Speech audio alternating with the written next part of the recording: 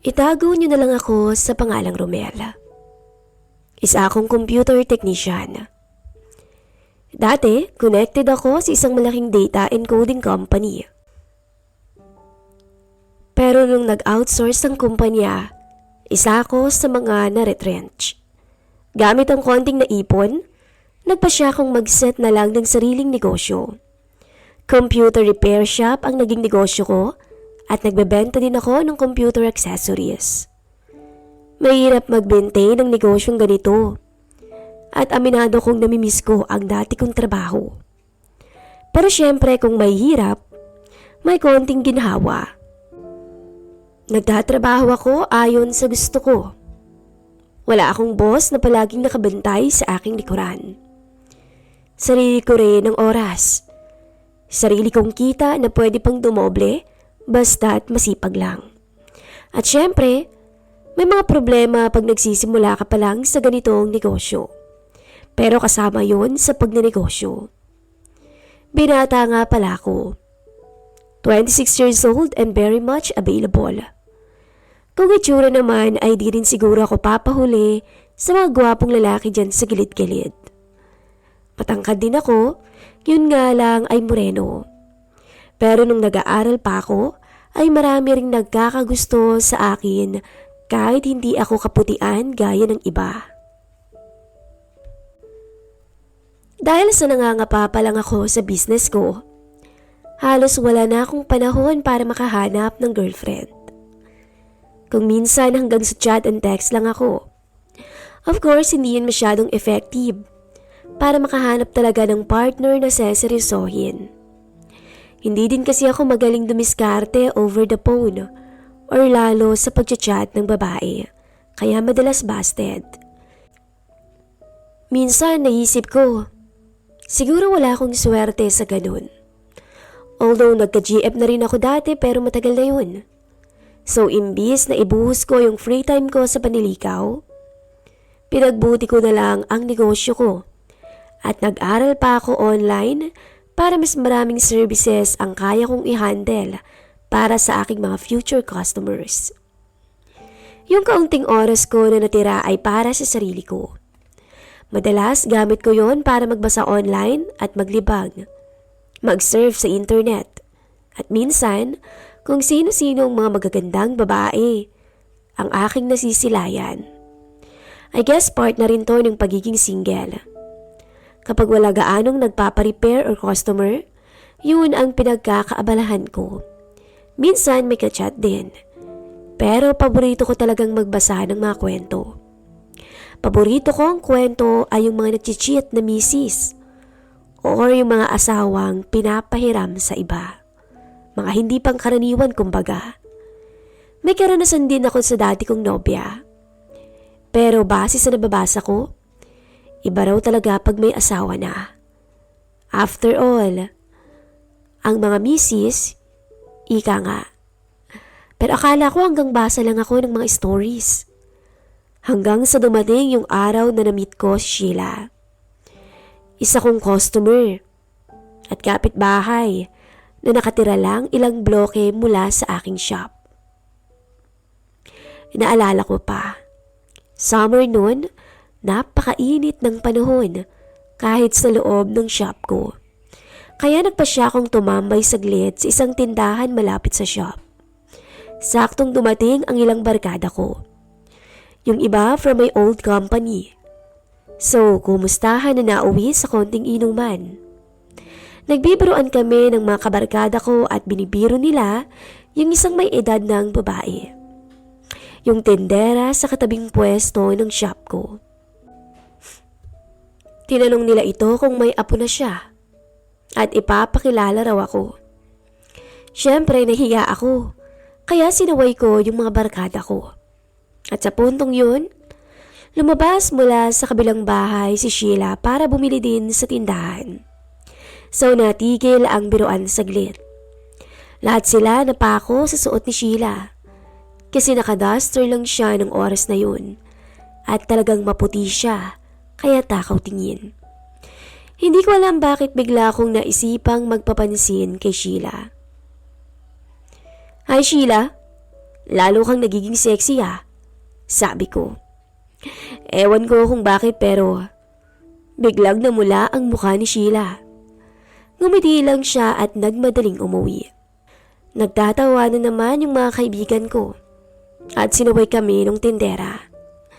Hindi nagtagal nagpaalam na rin ang mga barkada ko at kaopisina ko dati at back to business na naman kaming lahat. Pero hindi ko malimutan yung reaksyon ni Sheila that day. Doon ko rin napansin yung katawan niya. Hindi halatang may anak na 18 years old na dalaga na. Nalaman ko rin na nasa Riyadh ang mister niya. Simula noon, nagkaroon ako ng lakas loob na kausapin siya sa tuwing mapupunta siya sa tindahan or tuwing magkakasalubong kami. Lumipas yung ilang araw na tuwing kakausapin ko siya ay naaasiwa siya sa mga biro ko. Pero hindi nagtagal, sumasabay na rin siya sa biro ko. In short, nagkapalagayan na kami ng loob. Hindi nagtagal, naging open siya sa akin. Madalas niyang ibida yung dalaga niyang masipag mag-aral. Pati na rin ang lungkot niya pag naaalala ang asawang nasa ibang bansa. Isang araw, nasira ang computer ni Sheila sa bahay. Habang kachat niya yung mister niya. Since ako yung marunong mag-repair doon at malapit sa lugar niya, tinext niya ako. Siyempre, service yon at trabaho ko. So sa akin na rin siya humingi ng tulong. Dala ko yung gamit ko. Diretso ako sa bahay nila para kumpunuhin ang sirang computer. Habang inaayos ko, si Sheila naman ay nagpunta ng bathroom para mag-shower. Hindi rin nagtagal, naayos ko rin yung sira.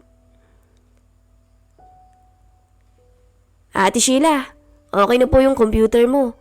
Konting ingat sa paggamit. Natutuwa kong sabi. Pero walang sagot mula sa kanya. Hindi siguro ako narinig. Kaya nilakasan ko ang boses ko. Nagpaalam na ako at sabi ko sa shop na lang siya magbayad. Hintay lang Romel, matatapos na ako dito. Pahabol niya nang marinig na pauwi na ako. Maya-maya, lumitaw na rin siya na nakatapis lang ng tuwalya. Sinabi niya sa akin na umupo muna ako at magbibihis lamang siya. Grabe, ang kinis talaga niya. Ewan ko kung anong demonyo ang biglang pumasok sa utak ko. At nilako yung pinto. Sinara yung mga bintana nila nung dumiretso na si Sheila sa kwarto. Tsaka agad ko siyang sinundan.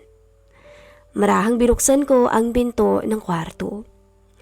Nakatalikod siya nung makarating ako sa kwarto niya. Pagkalak ko ng pintuan, maingat ko siyang nilapitan. At walang sabi-sabing, niyapos ko siya mula sa likod. Nagulat siya ng oras na yun. Aba, anong ginagawa mo dito, Romel? Anong ibig Naputol ang sasabihin pa niya. Nang sayuin ko siya ng halik. Medyo naitulak niya ako, sabay nakiusap na huwag ko nang ituloy ang nais ko. Pero bingin ako noon, dahil nawala na ako sa sarili. Sinandal ko siya sa pader ng tuluyan hanggang sa tuluyang malaglag ang tuwalyang nakabalot sa kanya. Bumungad sa akin ang lahat ng tinatagong kagandahan niya.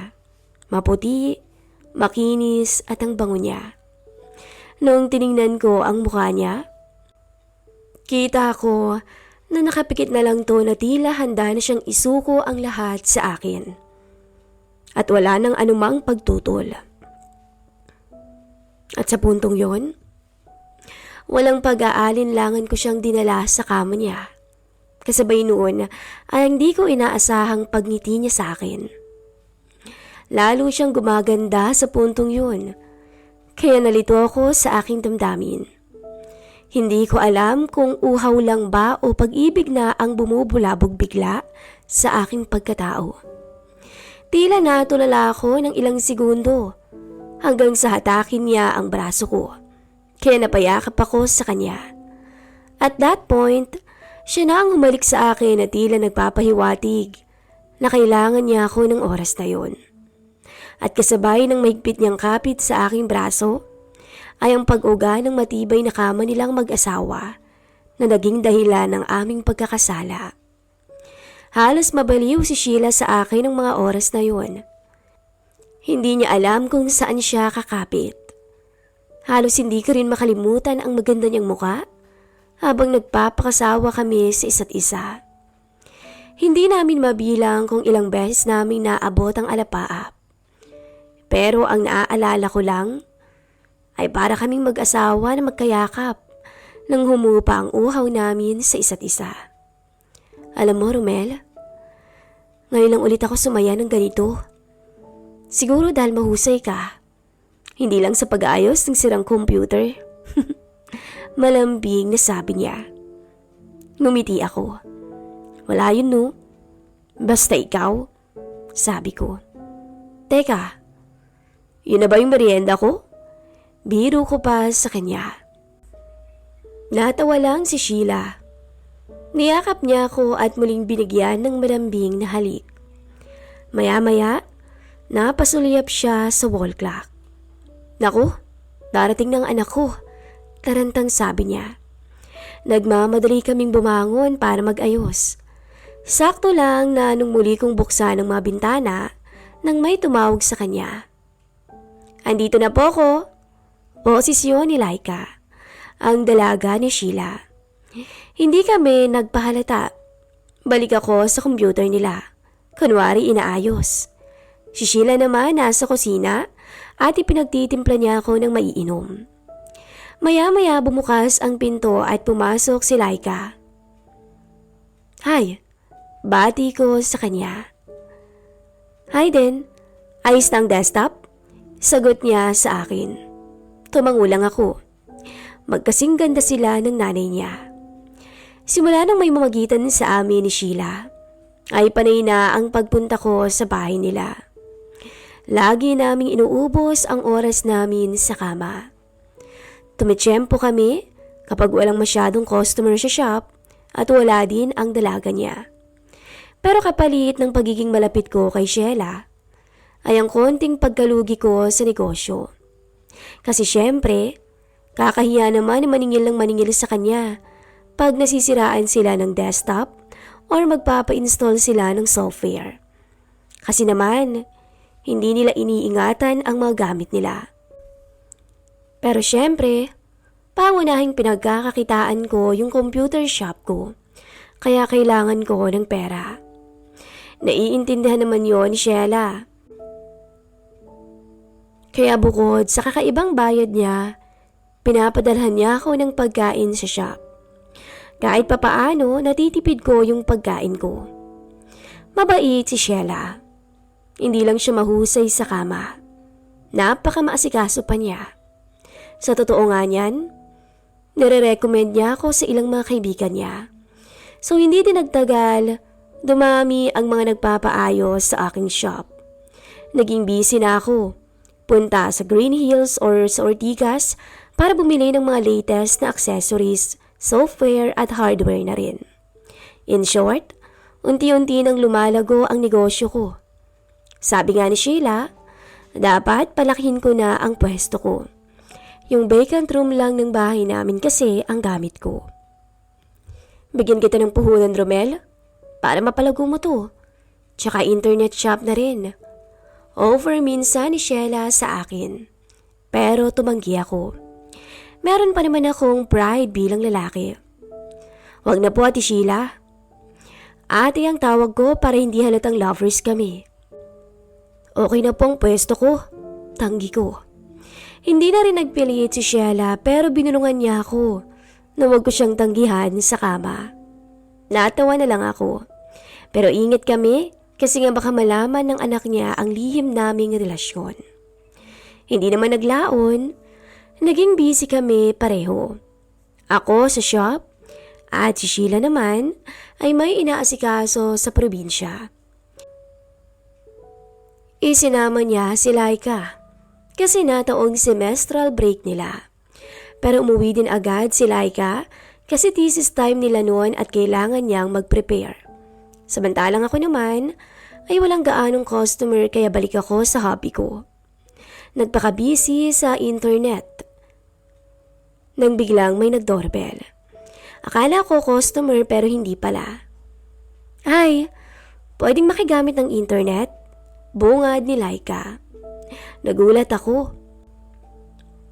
Nakasando at short lang ako ng mga oras na yun. Hindi ako nakapagsuot ng panloob. Pares ko kasi. Nagsusuot lang ako ng casual clothes pag nasa shop. Pero dahil walang customer, kaya nakapambahay lamang ako. Hi Laika. Napasyal ka. Nagmamadali akong nagsuot ng polo. Ano ba yan kuya? Parang naistorbo pa kita. Madalang kasi yung mga nagpapaayos eh. Bukas paluwas ko, tuloy ka. At pinatuloy ko si Laika sa shop. Paggamit sana ng internet mo kung pwede. Need kong mag-submit ng draft ng thesis ko eh. Pa-Facebook na rin. Sira ba ulit yung desktop nyo? Ulit ko. O di kaya dapat palitan na. Naubos na yung load ng prepaid wifi ko eh. Hindi pa ako nakakapagpa-load. Wala pa akong allowance kay dad. O sige, upo ka dyan, open mo yung isang computer. Nagsimula ng mag-online si Laika. Ako naman, nagsinop ng mga gamit. Tapos pumanhik muna ako sa taas para mag-ayos ng sarili. Hinayaan ko munang gumamit ng internet si Laika. At matagal bago ako bumalik sa shop. Kuya, ang bagal ng computer mo. Panay restart na ako eh. Nasasayang yung pag-send ko. Sigaw ni Laika sa akin. Bumaba ako para i-check yung desktop. Lipat ka na lang dito. Check ko yung system niya mamaya. At in-offer ko yung ginagamit kong computer kanina. Ala, ang bastos naman ng mga to kuya. Natatawa ang sabi ni Laika. Nalimutan ko palang i-close yung mga apps ko ng oras na yun. Kaya medyo nahiya pa ako sa dalaga. Ikaw ha? Ngiti ni Laika. Oops, sorry. Teka, i-restart ko muna din yan. Wag na no? Okay lang naman sa akin. Hindi na ako bata no? Tsaka, kailangan ko ng masentong files sa classmate ko eh. Kailangan na, rush eh. Hindi ko na siya napigilan. At hinarap ko na lang ang trabaho ko. Pero paminsan-minsan, napapasulip ako sa dalaga. Ang kinis din. At maputi ang legs. Hapit ang short na suot at naka-spaghetti. May korte na siya. Hindi ko na malayang. Unti-unti akong nahuhulog sa kamandag niya. Pero nilabanan ko to. At nagpatuloy lang ako sa trabaho. Hindi ko alam pero napansin din ako ni Laika. Sumulyap din siya sa akin at nangingiti. Maya-maya ay tumayo na ito. Ayan, tapos na ako. Magkano? Ha? Okay lang Laika. Customer ko naman nanay mo eh. Salamat. Teka, kumain ka na ba? Nagluto ako eh. Sabi niya. Tiningnan ko ang orasan. Mag-aalas 9 na pala ng gabi. Medyo kumakalam na rin ang sikmura ko at hindi pa ako nakakapagluto. Lika kuya, kain tayo sa amin. Ako lang naman mag-isa eh. Ay, sige, magpapalit lang ako. Sabi ko sa kanya. Ikaw talaga? Hindi ka naman nabago sa amin? Sige na, samahan mo na ako. Sa puntong yun, yumakap siya sa bisig ko. Kaya hindi ko sinasadyang madikit sa kanya. Pero patay mali siya lang ako. Habang naglalakad kami papunta sa kanila. Paminsan-minsan, namamataan ko na sumusulyap din si Laika sa akin. Pagdating namin sa bahay nila, pinaupo niya ako sa sofa habang tumungo naman ng kusina ang dalaga. Kailan nga pala balik ni Sheila? Tanong ko habang nag-aayos ng mesa si Laika. Baka next week pa, may inaasikaso lang kasi sa negosyo nila ni Dad. Sa puntong yon, lumakas ang tibok ng puso ko sa narinig. Siguro dahil umaasa ako sa bagay na imposible. na baka patulan din ako ni Laika. Lalo't dalawa lang kami noon sa bahay nila. Pinagpapawisan ako ng malala ng mga oras na yon. Hindi ako mapakali sa upuan ko hanggang sa magsalita si Laika. Kain na tayo, Kuya Romel. Anyaya ni Laika. Sinampalukang manok ang ulam. Amoy ko hanggang sa may sala ang bango at paborito ko ang niluto niya. Nagpunta ako sa kusina nila para maghugas. Hindi ko namalayan na kanina pa pala nakatingin sa akin si Laika ng makahulugan. Hindi ko siya maintindihan pero binaliwala ko na lang. Natakmang papaupo na ako nang pigilan ako ni Laika. Siguro, mamaya na tayo mag-dinner, kuya. Ngiti nito at walang sabi-sabing binaba ang short ko. Hindi ako nakaimik, pero sobrang tuwa ko ng oras na yun. Hindi ko akalain na darating ang ganong klaseng swerte sa buhay ko. Pero bigla akong kinurot ng konsensya nang maalala ko si Sheila. Kaya tumanggi ako sa nais ng dalaga. Alam ko ang ginawa niyong kalokohan ni nanay pag wala ako. Nakangiting sabi niya. Ha? Anong ibig sabihin? Pero hindi ko na ituloy ang sinasabi ko. Narinig ko kayo minsan nung napaaga akong umuwi. Wala na akong nagawa. Lalo na nung tuluyang lumuhod sa harapan ko ang dalaga. Natakot ako. Baka magsumbong pa to at malaman ng lahat ang lihim na relasyon namin ni Sheila. Hanggang sa tuloy na rin akong nawala sa sarili. Kaya naman binuhat ko si Laika patungong sofa. Hanggang sa may nangyari na nga sa amin. Ilang saglit kaming hindi nakaimik nang tuluyang humupa ang sabik namin sa isa't isa. Kapwa pawisan at humihingal kami ng mga oras na yon. Tumingin ako sa kanya at hinalikan ko siya sa noo. Paano kung magbunga to? Tanong ko sa kanya. Napatingin saglit si Laika sa malapit na kalendaryo. Sa tingin ko hindi. Nakahinga ako nang matiwasay nang sabihin niya yon. Bumangon kami at nagsimulang mag-ayos nang mapansin ko ang pulang mantsa sa seat cover ng sofa. Sorry, Laika. Okay lang, kuya. Ginusto ko naman to Pero sana, ako na lang lagi. Wag na siya.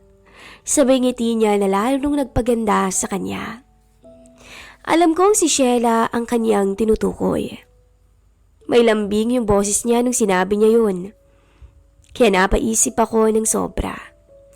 Nagmahirap sa akin ang palaisipan kung sino ang pipiliin at dapat kong iwasan. Pero siguro, kung itutuloy ko ang kwentong to, ay baka maraming magalit sa akin. Kaya dito ko na lang po muna puputulin ang kwento ko. Salamat sa mga nakinig at paalam.